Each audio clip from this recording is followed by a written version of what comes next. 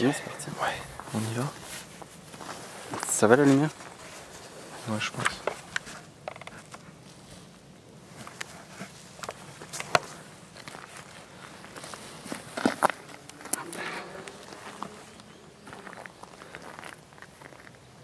C'est bon pour toi? Ouais, moi ça arrive. Ok.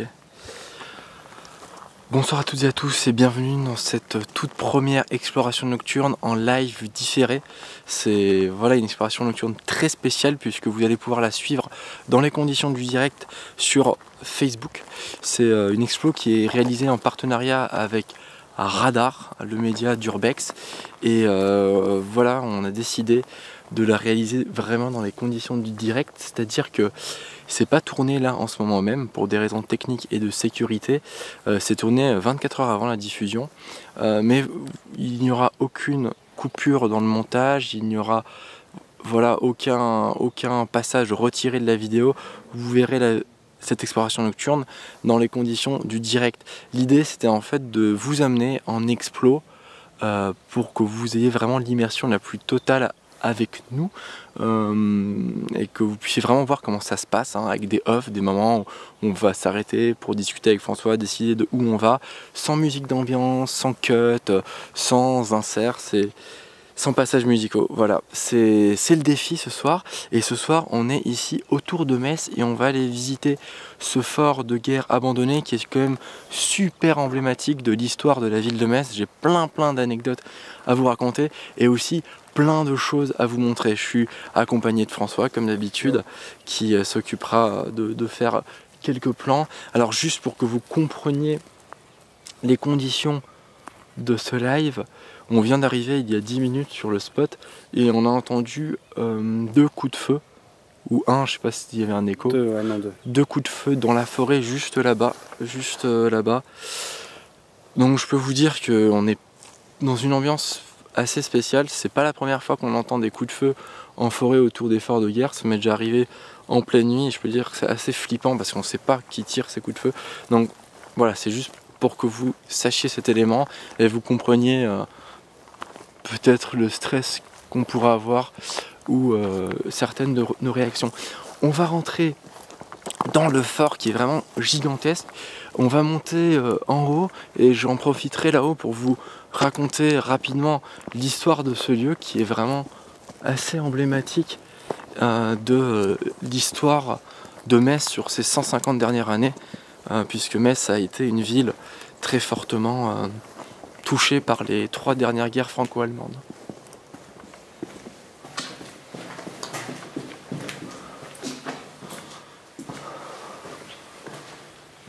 Donc là on rentre à l'intérieur du phare. L'objectif ça va être de monter aux étages. Putain, j'avais jamais vu qu'il y avait un garage.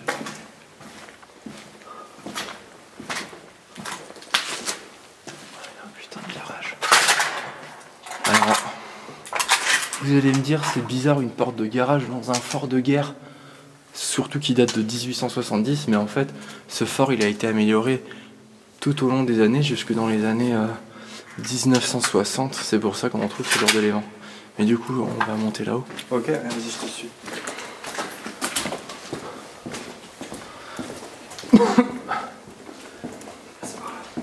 Ah, c'est pas par là.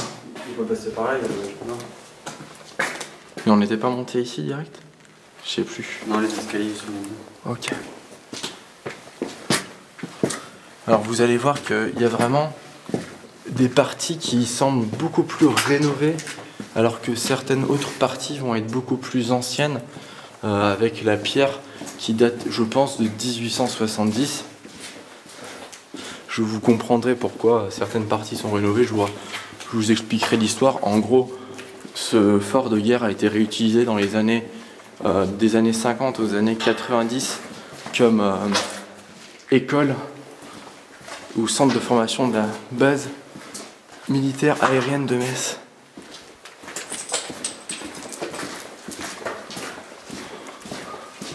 Alors j'en profite bien sûr aussi pour vous rappeler que l'exploration de lieux abandonnés est une pratique à la limite de la légalité. Donc je vous invite pas à reproduire ce que je fais, et pour ceux qui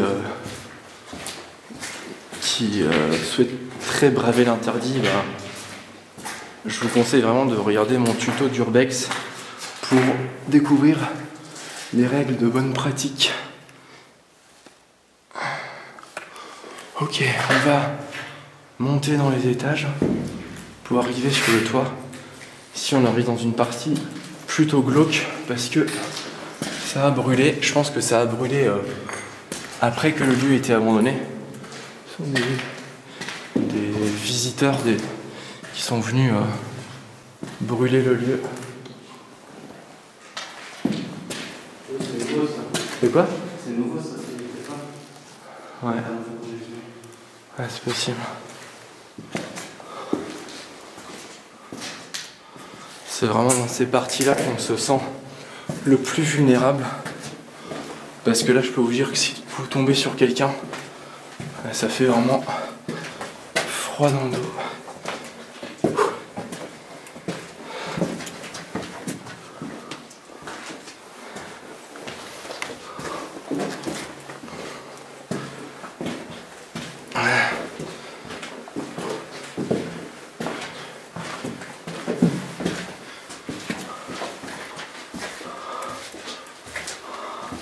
C'est vraiment très très glauque ici.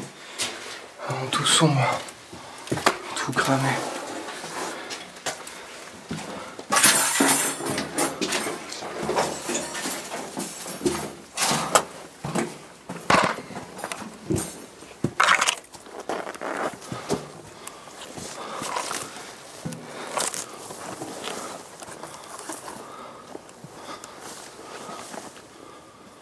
Faire attention parce qu'il y a du vide. Faudrait pas que je me blesse. J'ai coupé la lumière. Attends.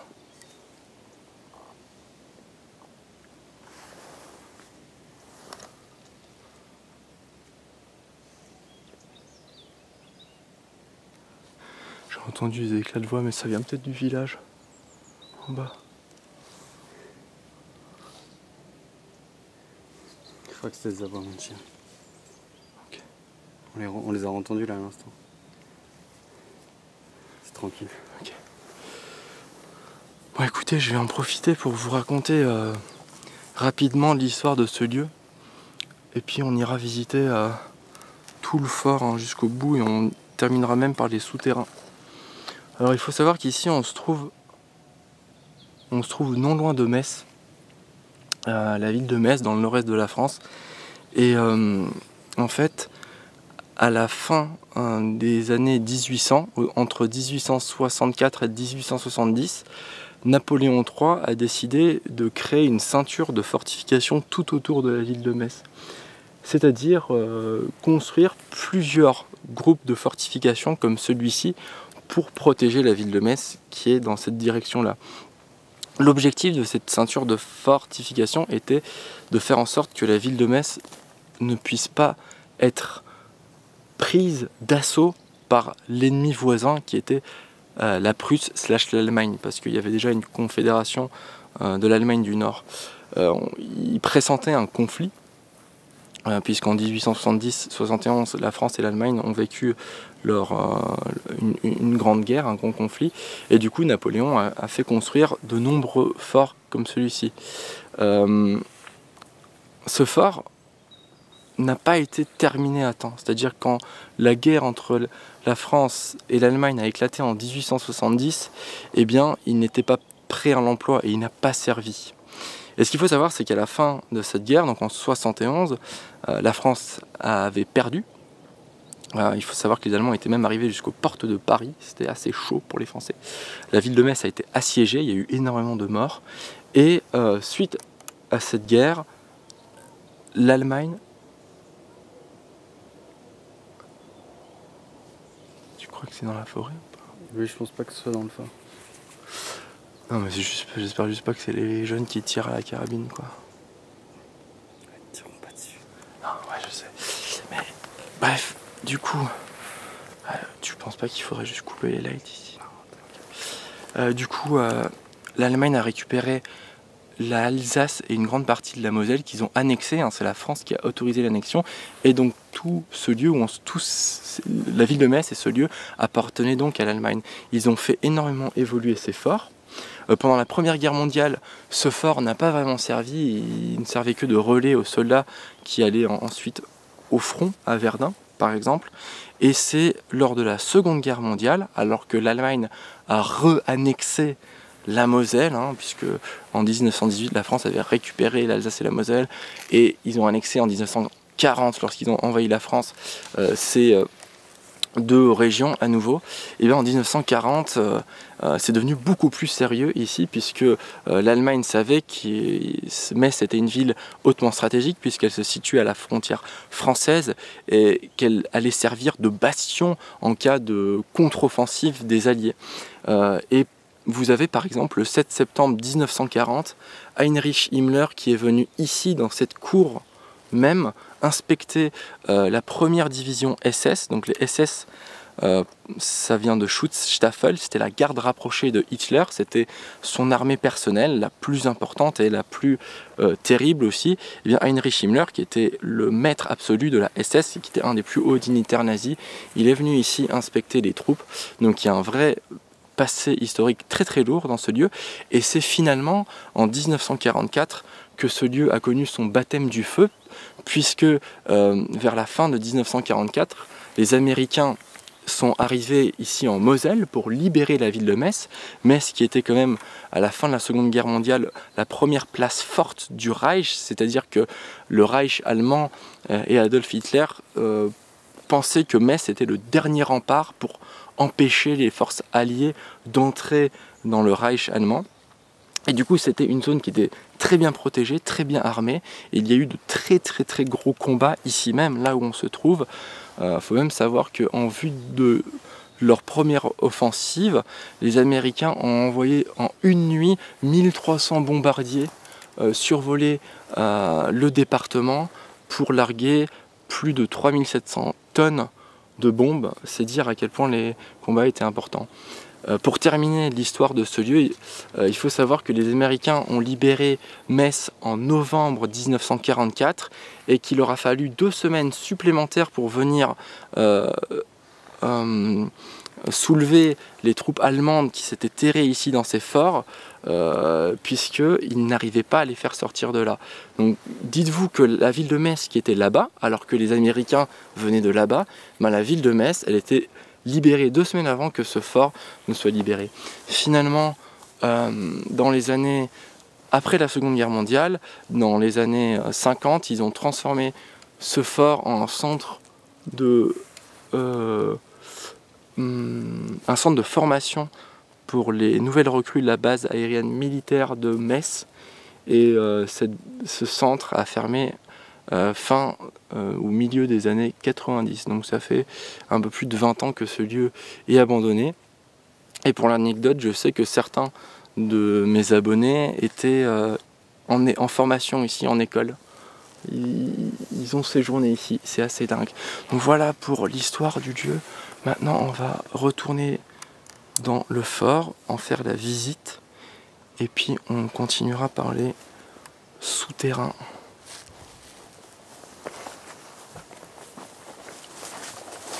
Alors c'est juste dommage qu'on puisse pas mettre d'images d'archives, parce qu'il y a vraiment des images très impressionnantes de ce lieu en 1940. Ça fait assez froid dans l'eau quand on tombe dessus, mais on mesure à quel point il était important à l'époque.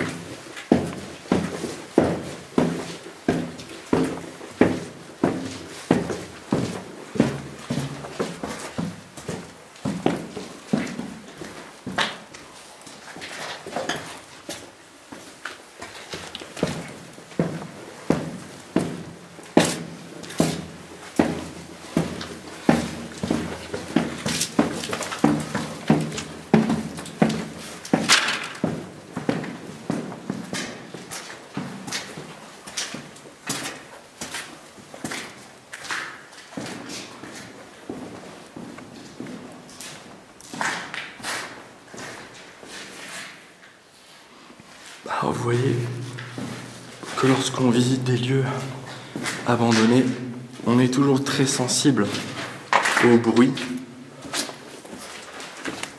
parce qu'on n'aimerait pas être surpris par d'autres personnes qui pourraient y être.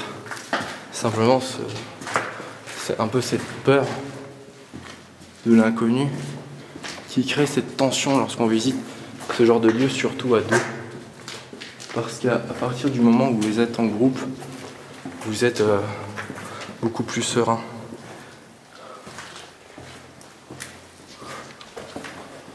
Alors on est ici dans des parties, comme je vous l'avais dit, rénovées, qui ont probablement été rénovées après la Seconde Guerre mondiale.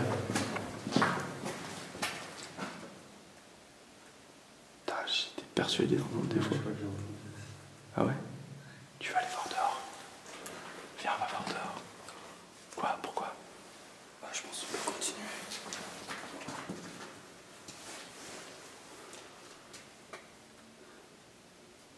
Je sais pas si on va l'entendre à la caméra, mais voilà, j'ai entendu des voix. Comme moi. Non, mais parce que j'ai juste pas envie.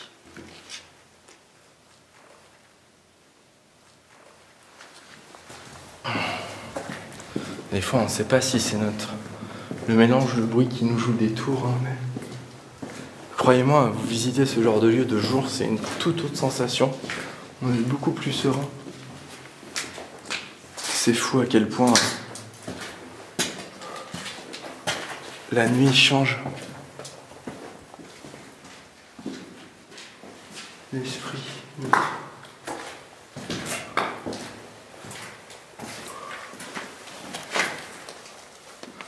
voyez, il y a des très longs couloirs. On n'en voit même pas le bout.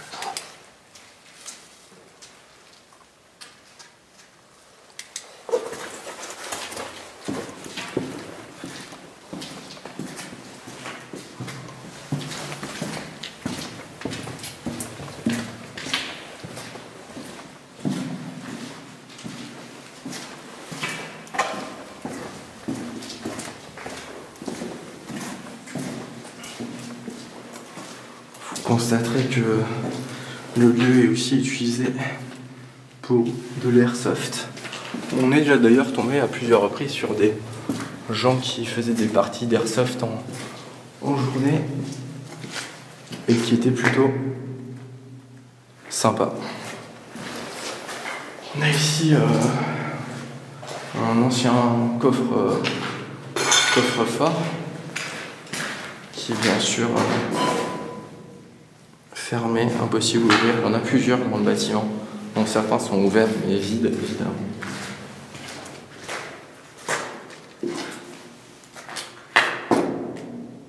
En fait, il y a pas mal d'échos, donc c'est assez troublant.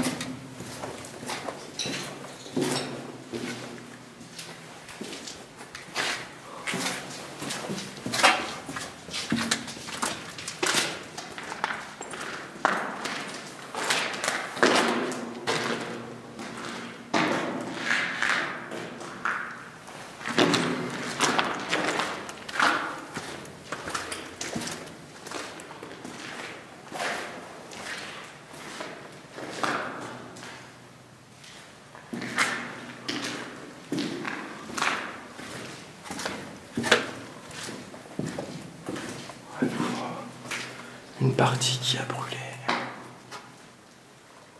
Super glauque. Ça devait être des crochets, des porte-manteaux. Regardez ici un coffre-fort qui est ouvert. Il est utilisé comme poubelle / foyer pour faire du feu. La nuit qui est tombée dehors. Encore un autre coffre-fort. Enfin, je dis oui, ça. Lui, je pense, c'est un coffre-fort. On voit ici l'emplacement de la molette. Si je dis pas de bêtises, qui permet d'être tourné.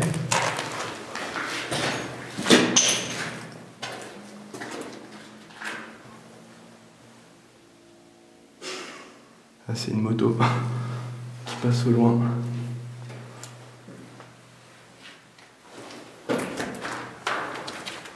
Et ici, on va arriver dans la partie la plus glauque du fort, avec vraiment les murs et les pierres qui datent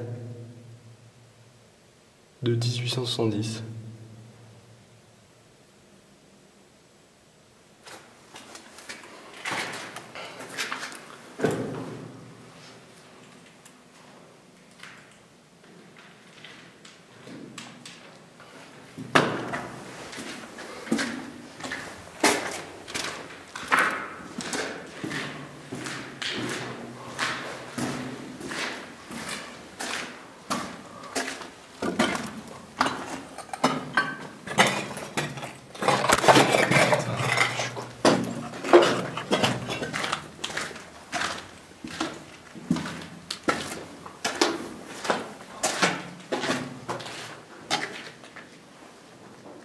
François? François? Où ça? Ah, j'ai cru entendre un truc. Je pense que c'était François. Où ça? Vous allez ici? C'est cool là-bas. J'espère que ça venait de toi, le petit bruit de pierre. Oui, sûrement. C'est glauque. T'es déjà allé là? Non. J'ai pas tout exploré ici. Ouais, il y a du plancher. Je sais pas. Ça doit donner une bibliothèque. Ouais, c'est possible, mais effectivement, c'est putain de glauque. Oh, les portes et tout. Ouais. Ah ouais, ok, c'est une pièce. C'est un cul-de-sac ici, avec des mecs qui ont marqué des. C'est comme dans une prison. Ah, il y a encore. Ouais. Royaume des coffres. Ouais, je pense que tu montes à l'étage en fait. Ah oui, comme Pour parcourir le chemin. Mais ouais, c'est putain de glauque.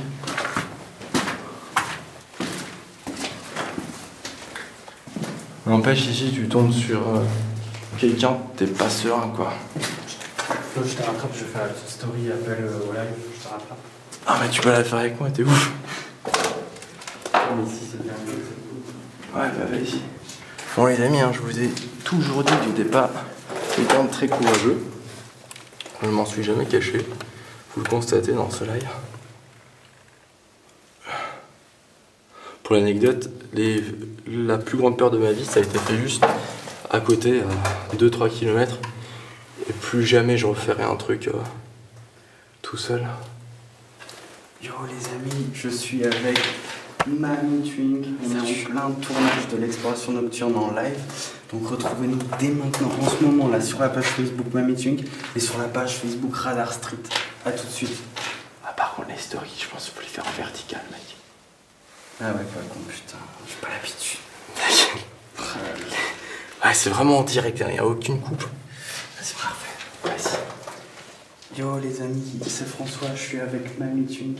On est en direct du tournage de l'exploration nocturne. On est en live en ce moment sur Facebook, sur la page Mamie Twink et sur la page Radar Street. Et à tout de suite.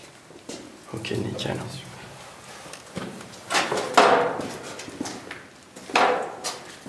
Oh, il y a un petit. Non, je croyais que c'était un ponton. On fait quoi, on descend ou on continue à l'étage? On le prolonge.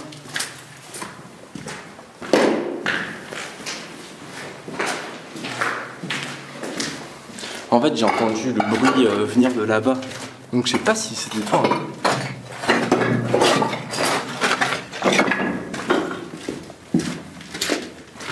J'ai entendu venir d'ici, de la gauche.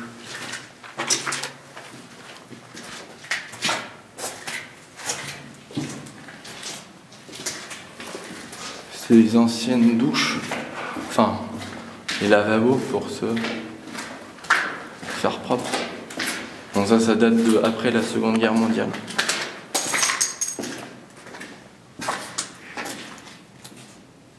Ok. Ah putain, le reflet qui... Ma propre lumière qui m'a fait sursauter.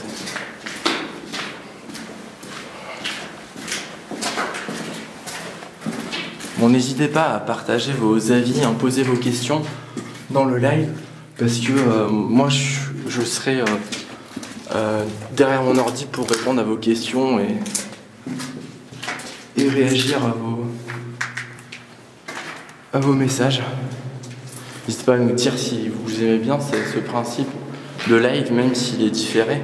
Peut-être qu'un jour on tentera de le faire vraiment en direct, mais n'hésitez pas à nous dire ce que vous en pensez.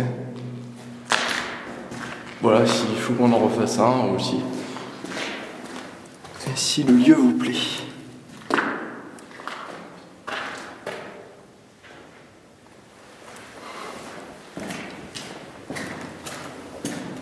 Et mine de rien, je l'ai fait déjà plusieurs fois cet endroit, et je crois que c'est un des lieux où je suis le moins à l'aise de tous les explos que j'ai faits.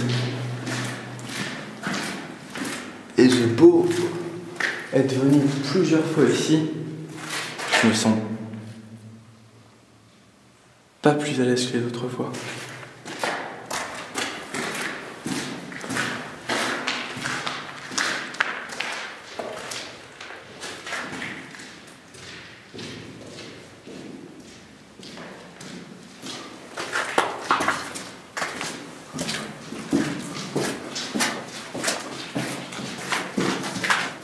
Donc là on arrive dans les parties qui sont où on voit beaucoup plus les pierres de la structure initiale du bâtiment.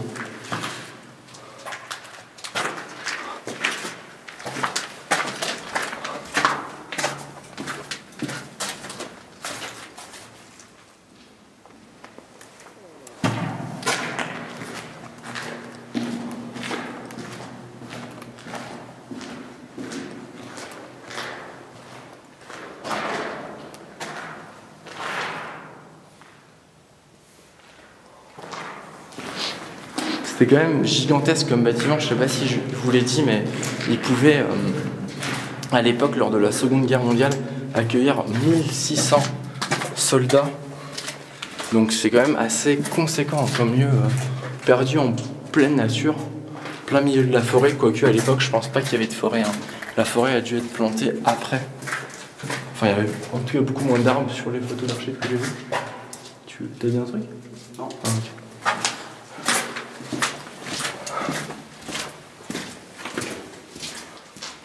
Regardez ici, on a un truc très intéressant.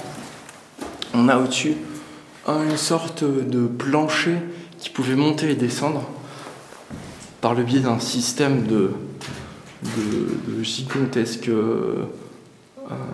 chaînes et roues, de poulies quoi. C'est un ascenseur et à mon avis, il doit dater d'il y a un bon moment. Ça, je pense que c'était au moins Seconde Guerre mondiale, si ce n'est avant, qui permettait de monter d'importantes quantités de personnes ou de munitions. Parce qu'il y avait quand même des canons hein, tout autour du fort qui servaient à tirer sur l'ennemi. Et en fait, la particularité des forts autour de Metz, c'est qu'ils étaient tous à portée de canon les uns des autres. Et c'était la conception du Français qui avait inventé ce système de fortification. Merde, je me souviens plus de son nom. J'ai pas envie de dire de bêtises, mais enfin ce gars a inventé ce système de ceinture de fortification où chaque fort était à portée de canon les uns des autres. Ils pouvaient s'entre-protéger en fait, ce qui donnait beaucoup de difficultés à l'ennemi et ce qui a donné beaucoup de difficultés aux Américains de venir libérer les forts. Ils ont eu beaucoup de mal et c'est pour ça qu'il y avait de nombreux forts où ils ont simplement dû attendre que les Allemands soient à court de munitions et de vivres pour les voir sortir et se rendre.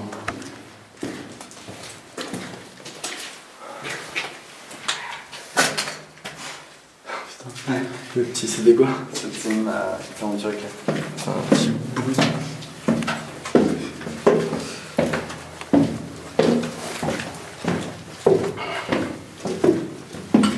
Je fais un petit trou. Je te propose qu'on aille dans les souterrains. Ouais. On passe par là. On va repasser devant peut-être.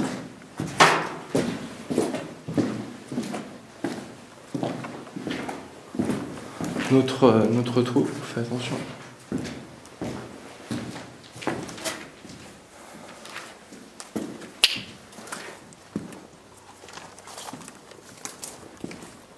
Ok, on est à l'extérieur du lieu. Vous voyez au loin. Attends, il y a un petit avion.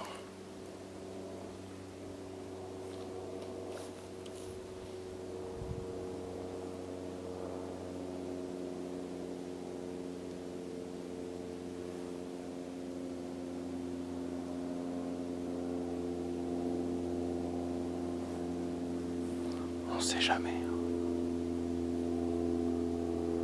Alors, ça a le droit de voler la nuit, les ULM? Quoi? Ça a le droit de voler de nuit, les ULM? Non. Parce que c'est un tout petit truc. Ouais. Franchement, d'ici, tu peux pas faire la différence entre un avion et un avion. Ouais. Non, mais même au bruit, ça fait quand même... Ouais, il est plus de 22h, hein, je crois. Je sais pas si on peut regarder, si on peut vous montrer. Ouais, il est même 22h pile.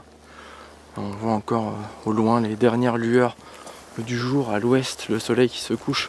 Mais je peux vous dire que c'est bien sombre tout autour de nous. On ne voit rien.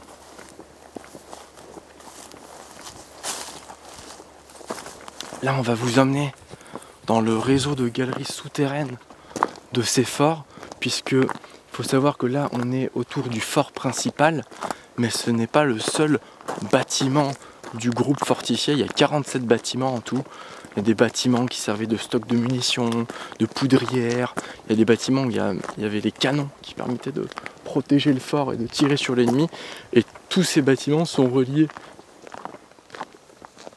Attends.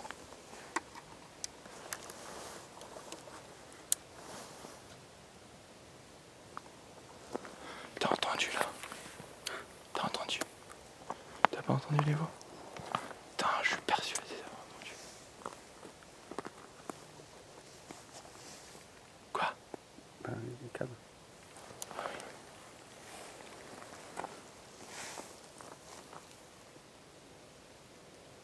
Dans les fenêtres. Ouais, c'est bizarre.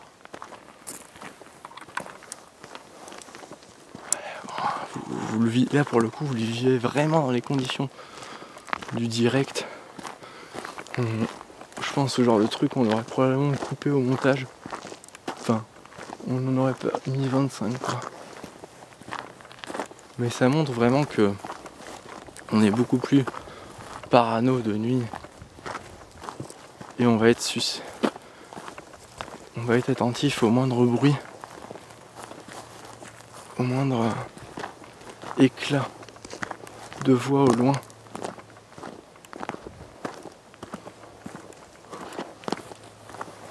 Alors, faut juste qu'on retrouve l'accès au souterrain.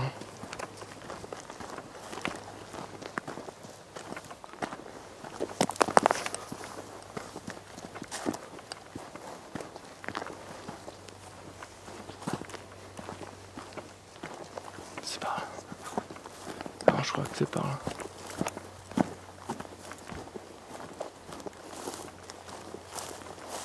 Ouais, c'est par là, François.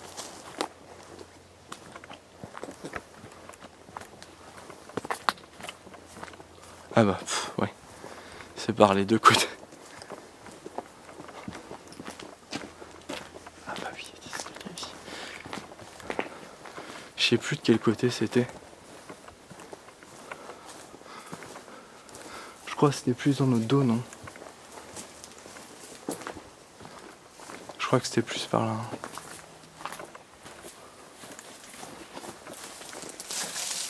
Je sais plus.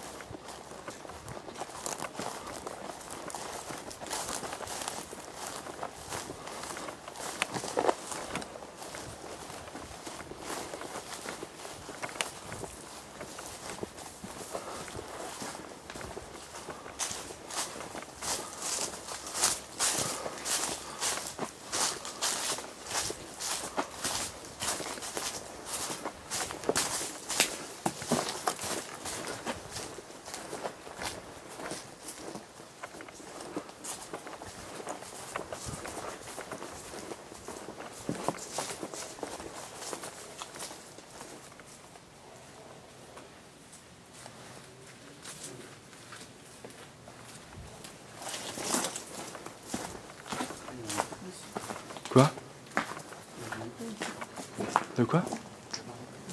Ouais.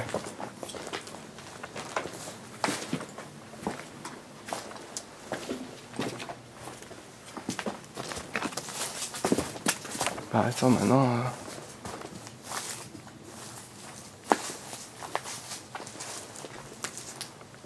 Je suis plus très sûr maintenant.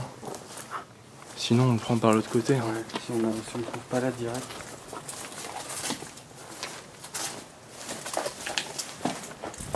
Pas d'ailleurs que ce soit là. Non. C'est marrant la petite architecture. Non, je crois pas. On va remonter.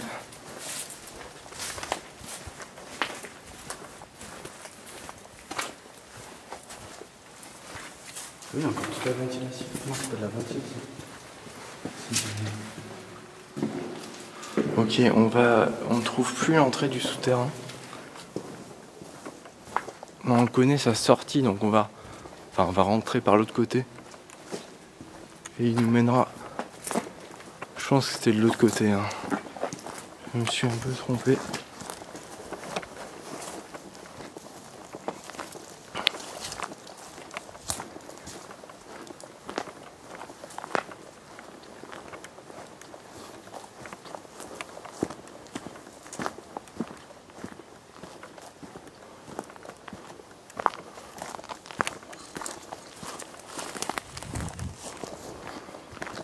En route les amis, vers les souterrains du fort de guerre.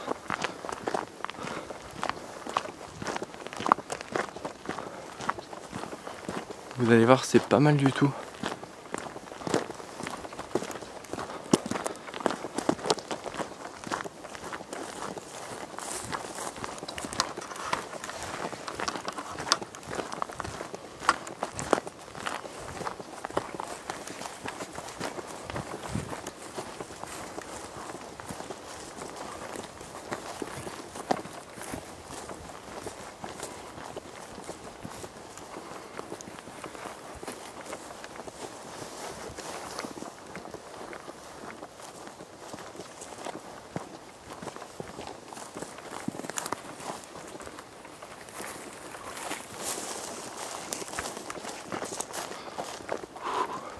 Et en fait là tout autour de nous dans la forêt il y a plein de bâtiments, plein d'annexes au fort.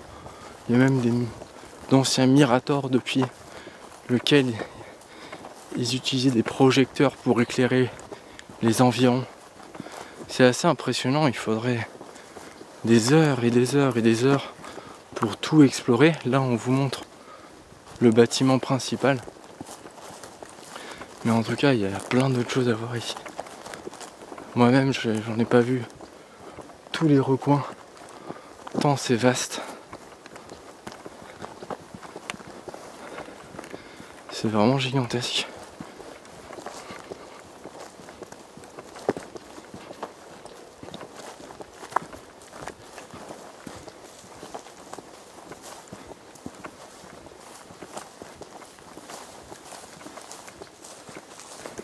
Et en fait, toute la végétation que vous voyez autour de nous, je pense que quasiment tout date de l'après-guerre. Tout a été replanté ou ça a poussé naturellement, je sais pas, pour un peu venir effacer des traces de la guerre. Je sais que par exemple, sur les champs de bataille de la Première Guerre mondiale, ils ont souvent replanté des forêts pour quelque sorte oublier ce qui s'est passé. Ah oui, il y a aussi des sangliers qui vivent ici autour. Faudrait pas qu'on se fasse attaquer par l'un d'entre eux. Surtout ici, on serait assez vulnérable. Bon là on est vachement haut. On est au niveau de la cime des arbres. Donc il y a un gros précipice autour parce que en fait si. Quoi? Ouais, je peux le filmer effectivement. Mais je sais pas si on mesurera bien à quel point il est profond, tu vois. En fait, il faut savoir que tout autour de ce fort, ils ont construit des douves, un peu comme le faisait Vauban. Parce que ça a été construit dans les années 1860. Et du coup, il y a d'immenses douves autour. Groupe de fortification. Pour compliquer en fait l'accès au lieu.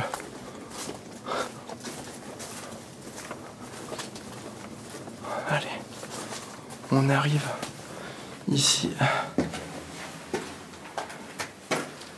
dans les souterrains du phare, à s'enfoncer alors qu'on passe les chiottes. Oula, putain, c'est des doigts. Où ça? Le bruit de pas. Peut-être. Je pense, putain, je suis sous tension. Allez, les amis, vous voyez, tel que je suis, un peu comme lors des premières explorations. Mais en fait, le fait de visiter les couloirs comme ça, exigus. Ah, il y a une chauve-souris. C'est pas grave. Une chauve-souris.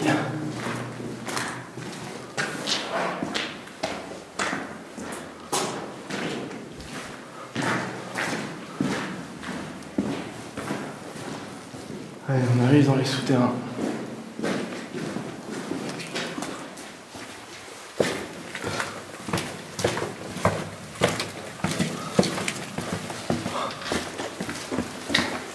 Donc c'est ces tunnels qui reliaient tous les bâtiments du complexe.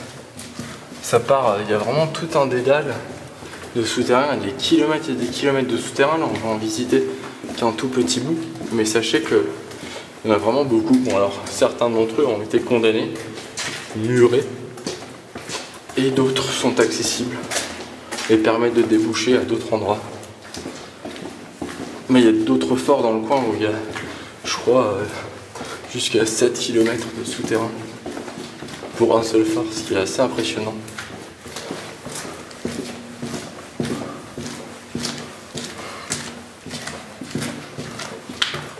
Vous voyez, on retrouve même des portes, des grilles.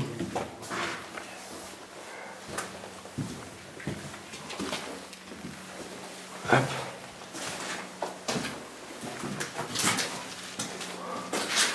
Avec des sortes de trappes par laquelle on pouvait tirer. Vous voyez, ici, il subsiste la trappe. Tu veux de l'eau? Ouais, j'ai bien de l'eau.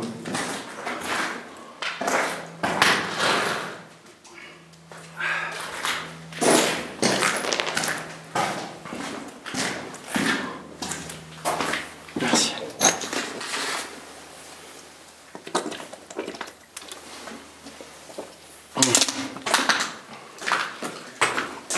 Et ici, des chiottes.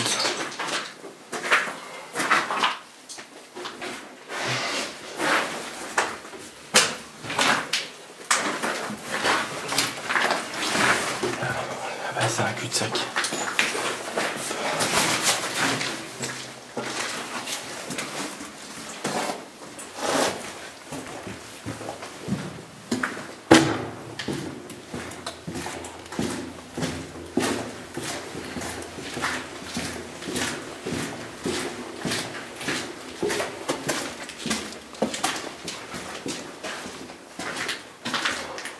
Et ici encore des canalisations.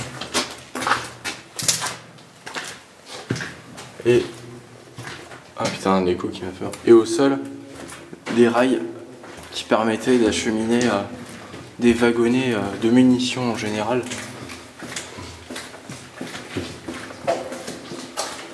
pour réalimenter les différents points en armement. À mon avis, ça permettait d'aller ramener des munitions aux gars qui étaient en bas pour protéger le fort.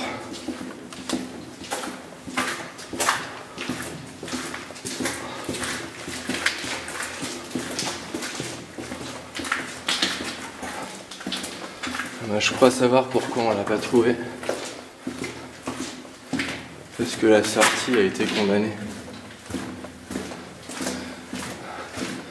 Ah non. Je dîne. La coque. Ah bah si, France. T'as vu? La sortie a été condamnée, mec. Ça sent le vinaigre. Quoi? Ça sent le vinaigre. C'est quoi? C'est où? Ça a été condamné, mec. Là? Là. On sortait par là. Ah d'accord. Putain. Ah non. On est con. Putain, les mongols. Ah oui, c'est comme ça. Hop. Putain, on est vraiment con. Désolé d'ailleurs pour l'utilisation de mots mongols.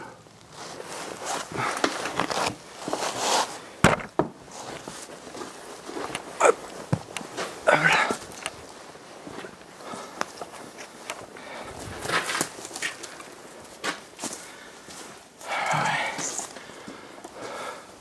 On est où alors? Non, on est bien de l'autre côté.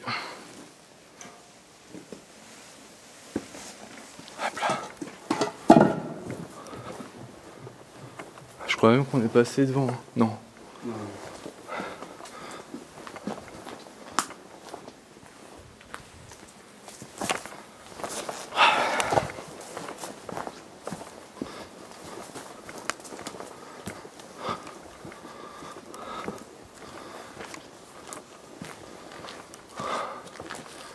Et nous revoilà dans la cour intérieure du fort de guerre. Tiens, en fait, je pense même ce que je ferais pendant le live, c'est que je mettrais des images d'archives en fait dans le chat. Ah, dans le chat, ouais. Comme ça, les gens ils pourront voir. Oui, oui. Parce qu'ici, les amis, vous avez vraiment des images d'archives de fou, d'inspection de troupes allemandes. Enfin plutôt nazis parce que c'était des SS lors de la Seconde Guerre mondiale. Bon, eh bien je crois qu'on arrive tout doucement à la fin de ce live. Ça fait déjà bientôt 50 minutes qu'on était ensemble. J'espère sincèrement que ça vous aura plu de faire cette petite visite en live différé dans les conditions du direct pour vraiment voir comment on ressent le truc. Oula, bah ouais, pardon, ça m'est bougé. Ouais.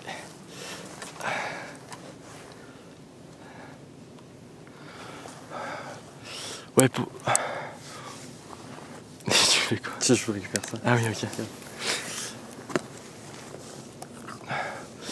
Oui, donc on espère que ça vous aura plu de vivre cette exploration nocturne en live différé, de ressentir le truc comme on le vit, sans coupure, sans musique d'ambiance, sans plan musical. C'était une première pour nous. On remercie bien évidemment Radar, notre partenaire sur cet événement qui nous a permis de réaliser cette exploration nocturne en live différé. On espère vraiment que ça vous aura plu et que ça vous donnera peut-être envie d'en revoir. N'hésitez pas à le dire dans les commentaires, à exprimer votre avis. Nous là on va rentrer chez nous à Metz, on a encore 15 minutes de marche à faire à travers la forêt, mais c'est pas très intéressant. Et voilà, si jamais le concept vous plaît, on vous retrouvera prochainement pour une nouvelle exploration nocturne en live, peut-être même live complet. Voilà, n'hésitez pas à aller check la chaîne YouTube pour les explorations nocturnes, et sinon à aller sur la page Facebook de Radar, c'est radar.street. Les amis, à très bientôt, et puis bonne fin de soirée à vous tous.